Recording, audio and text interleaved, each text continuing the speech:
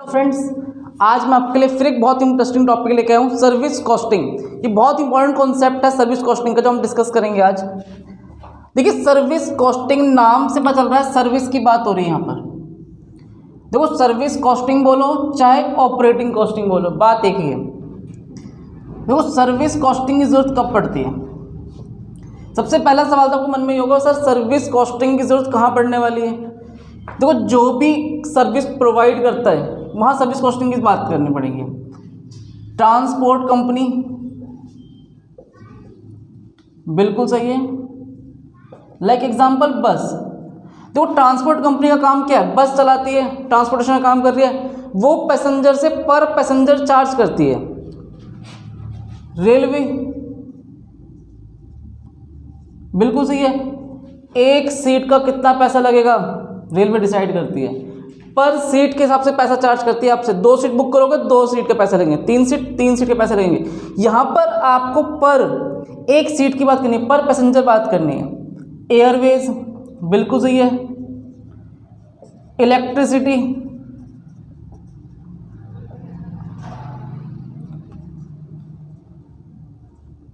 Etcetera. हम कई सारे एग्जाम्पल देख सकते हैं जहां पर हम सर्विस कॉस्टिंग की बात करते हैं। तो सर्विस कॉस्टिंग का जो मेन पर्पस क्या है, आपको जो सर्विस दी जा रही है पर पैसेंजर कितना कॉस्ट आया, कितना पैसा खर्च हुआ, आपको वो जानना है। कोई डाउट यहाँ तक? तो मेनली अगर मैं बात करूंगा, अभी हम बस की बात करते हैं। किसकी बात करने वाले हैं? बस की। तो सपोज एक ट्रांसपोर्ट कंपनी है, वो दिल्ली से आगरा जाती है। दिल्ली से आगरा तक की बात करती है, और यहाँ के मैं मान लेता हूँ 200 किलोमीटर का डिस्टेंस है। अगर सिर्फ आप जा ही रहे हो, सिर्फ जाने जाने की बात हो रही है, तो इसे बोलते हैं ट्रिप। लेकिन अगर आप जा भी रहे हो और आ भी रहे हो, इसे क्या बोलेंगे? Round trip. राउंड ट्रिप कैसे? 200 किलोमीटर आप गए भी और 200 किलोमीटर आप वापस आए भी। सही बात है, गलत बात है? बिल्कुल ऐसे तो होता है। अगर आप आगरा गए और आगरा से वापस भी आए तो आपका राउंड ट्रिप हो गया, जाना भी है और आना भी है। लेकिन सिर्फ ट्रिप की बात कर रहा हूँ, तो सिर्फ आप गए हो, वापस नहीं आए हो। तो आपको पता होना चाहिए ट्रिप और राउंड ट्रिप में डिफरेंस। तो यहाँ पर जो पूरा खेल है, अगर हम बस की बात करते हैं, तो सबसे पहले यहाँ पर आपको जानना पड़ेगा पैसेंजर पर किलोमीटर। पैसेंजर किलोमीटर, आप इसे पैसेंजर किलोमीटर लिखो कि भैया आपके पास जो बस आप चला रहे हो, सर्विस दे रहे हो, वो कितना किलोमीटर तक चली है। पैसेंजर किलोमीटर, कितना अपने किलोमीटर कवर किया है। सबसे पहले आपको ये जानना है। और एक किलोमीटर को क्या क्या चीज़ें इफेक्ट कर सकती है, हम वो चेक करेंगे अभी। पहले से थोड़ा सा नोट करो, फिर आगे डिस्कस करते हैं। देखिए, हमने अभी बात करी थी पैसेंजर किलोमीटर की बात करते हैं।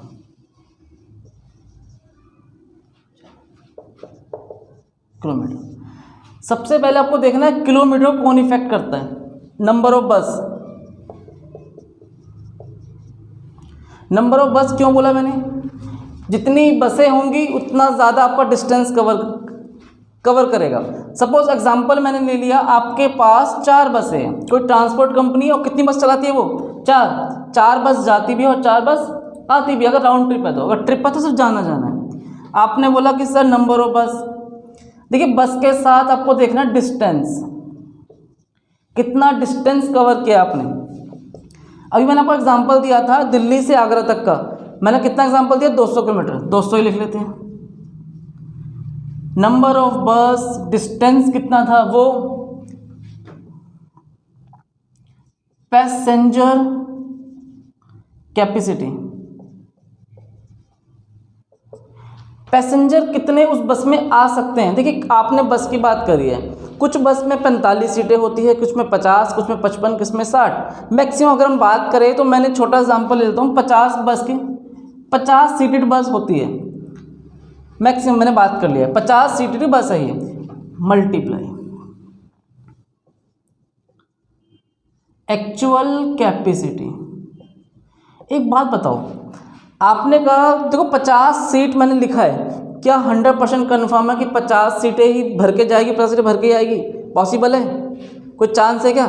क्या तुम बस में बैठते हो, क्या ऐसे देखते हो कि सर 50 सीटें थी, 50 के पास भर गई थी? हो सकता है भर जाए, बट ऑन एन अगर हम एवरेज की बात करें तो 70% सीटें ही भरी होती है, 80% भर जाती है, 90% भर जाती है, कुछ 2-4 सीटें 5 सीटें खाली रहती ही रहती है।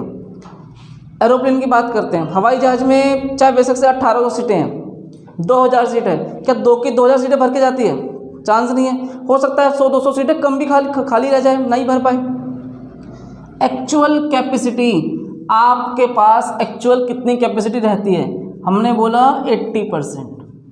ये आपको क्वेश्चन में गिवन होगा 70%, 80%, 90%। मैंने एग्जांपल में क्या लिया है? 80%।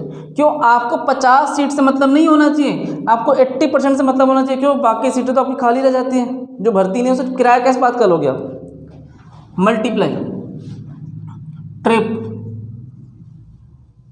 अगर ट्रिप एक ट्रिप है, सिर्फ जाने जाने की बात हो रही है तो एक आएगा, लेकिन अगर राउंड ट्रिप की बात हो रही है, जाना भी है और आना भी है, तो इस केस में 2 से मल्टीप्लाई कर दिया जाता है, क्योंकि जाना भी है और आना भी है। तो मैंने राउंड ट्रिप का एग्जांपल ले रहा हूँ, 2 से मल्टीप्लाई कर दिया। मल्टीप्लाई, एक बार और ध्यान देना, मल्टीप्लाई में क्या आएगा? नंबर ऑफ डेज, कितने दिन आपकी बसें चली हैं। आपने कहा कि पूरे महीने में 300 दिन बस चलती है, बस को आराम दे ही नहीं रहे हो, रोज बस चली जा रही है, जा भी रही है, आ भी रही है, जा भी रही है, आ भी रही है, तो कितने से मल्टीप्लाई करना पड़ेगा? नंबर ऑफ डेज, 30 डेज से मल्टीप्लाई करेंगे। ये पूरा जो मल्टीप्लाई करके आएगा वो क्या आ जाएगा? Passenger kilometre. देखिए कितना आएगा,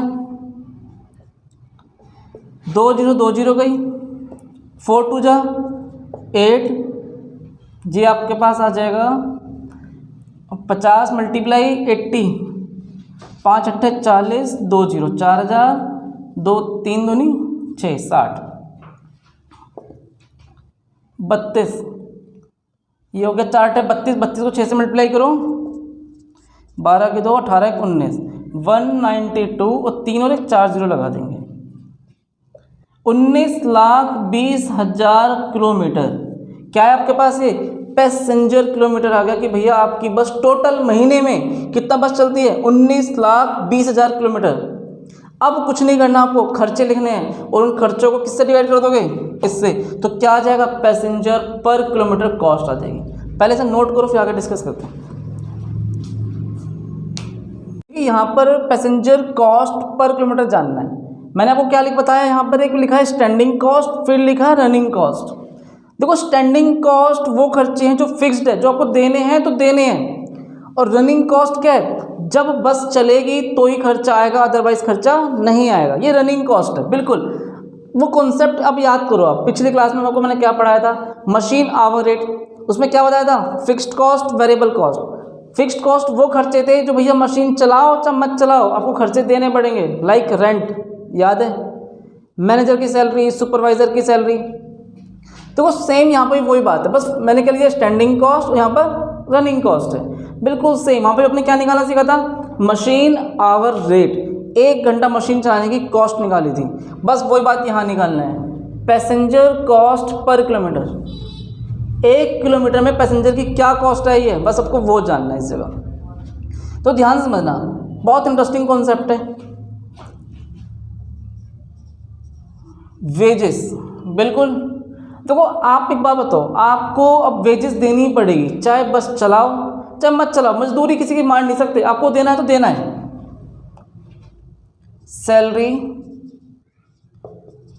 टू वेजेस में देखो, सैलरी टू ड्राइवर भी लिख सकते हैं, वेजेस ड्राइवर की वेजेस हो गया, कंडक्टर हो गया, other staff. Rate to other staff, other staff में कौन कौन आ सकता है? आपका कंडक्टर आ जाएगा, आपका साफ सफाई वाला एम्प्लॉय आ जाएगा, इसके साथ साथ जो भी आपको पास एक्स्ट्रा खर्चे करते हो, आप स्टाफ को पैसे देते हो, सब इसमें आ जाएगा, सैलरी टू अदर स्टाफ में आ जाएगा। देखिए इसके अलावा मैनेजर कॉस्टिंग, मैनेजर सैलरी। आपने अपने ट्रांसपोर्ट कंपनी में एक मैनेजर रख रखा है, वो आपसे पैसा लेगा ही लेगा, चाहे बस चलाओ चाहे बस ना चलाओ, उससे फर्क नहीं पड़ने वाला है। अकाउंटेंट सैलरी, देखो अकाउंटेंट आएगा तो उसे तो मतलब है कब अकाउंट से मतलब है, अपने फाइल तैयार करेगा, काउंटिंग कर देगा, डेप्रिसिएशन कॉस्ट वॉस्ट निकाल के चला जाएगा, अकाउंटिंग बताएगा आपको। लेकिन उसे मतलब नहीं है बस चलाओ, चाहे खाली चलाओ, 5 पैसेंजर लेके चलाओ, पूरी बस भर के चलाओ, जाओ मत जाओ, उन्हें अपनी सैलरी से मतलब है। तो कुछ खर्चे ऐसे होते हैं जिन्हें फिक्स्ड है, वो आपको देने हैं तो देने हैं, वो डिपेंड नहीं करता बस चलेगी कि चाहे नहीं चलेगी। इसके अलावा एक होता है एनुअल टैक्स, एनुअली लिख देता हूँ मैं यहाँ पर। देखो एनुअल टैक्स भी एक तरह से फिक्स चार्ज है, स्टैंडिंग कॉस्ट है, आपको एनुअली टैक्स देना पड़ता है, चाहे आपकी बस चले चाहे ना चले, इसे फिक्स्ड में ही माना जाता है। अब हम बात करेंगे रनिंग। देखो रनिंग बहुत इंपॉर्टेंट कॉन्सेप्ट है रनिंग कॉस्ट का। भाई बात बताओ, आपकी बस चलेगी तभी डीजल लगेगा? बिल्कुल सर। अगर बस नहीं चलेगी क्या डीजल की जरूरत पड़ेगी आपको? नहीं पड़ेगी ना। ये तब ज़रूरत पड़ेगी जब बस चलेगी।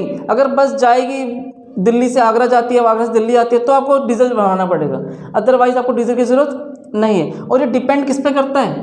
किलोमीटर के हिसाब से, जितना किलोमीटर डिस्टेंस होगा उतना ही डीजल लगेगा। तो इस डीजल कैसा है? क्यों? रनिंग कॉस्ट है।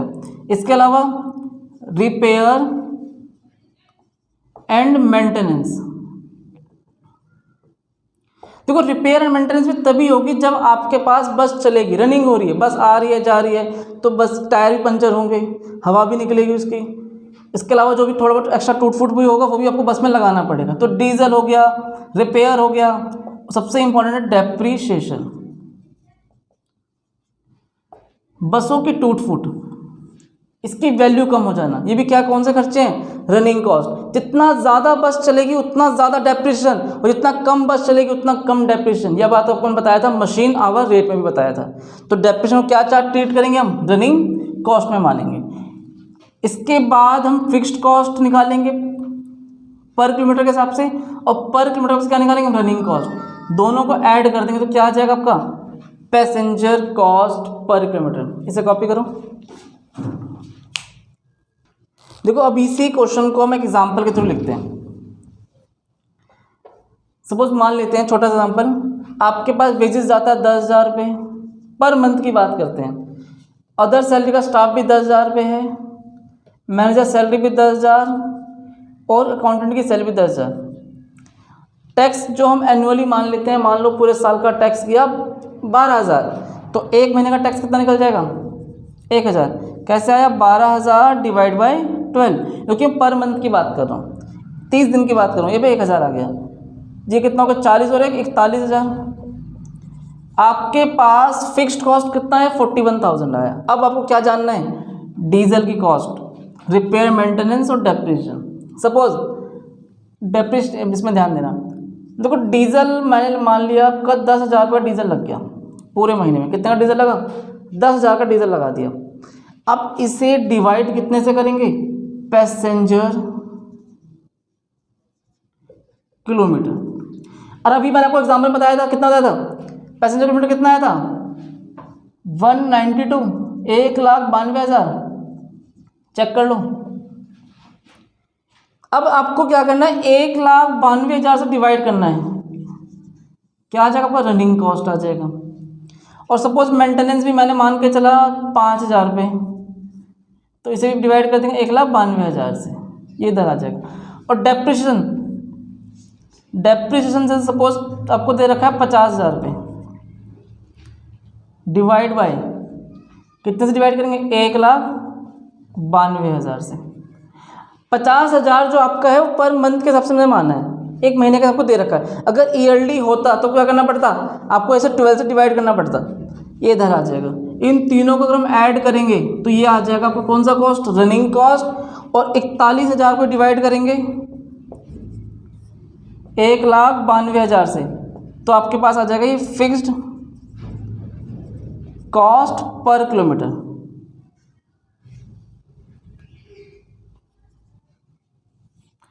फाइनली आपका आंसर इन दोनों को ऐड करके आ जाएगा। कोई डाउट यहाँ तक? इसे कॉपी करो।